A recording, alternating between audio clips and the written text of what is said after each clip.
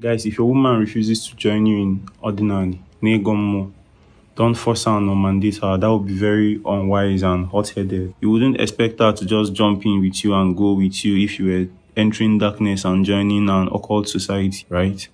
So give her time to see you, to see that you don't have a secret room, Nollywood style. Be reasonable and give her time to slowly deprogram her mind from the BS we've been fed about our indigenous holy spiritual practices. Otherwise, you might lose your mama and your destiny will be changed forever. So just give her time, focus on your ego more, just go along with it, right?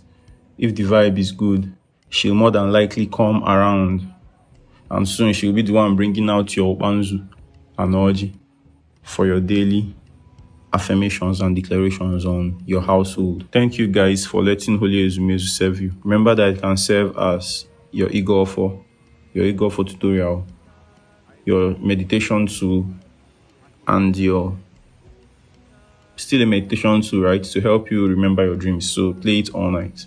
Sleep off to it. Be streaming farm for me. Yeah, guys, yeah.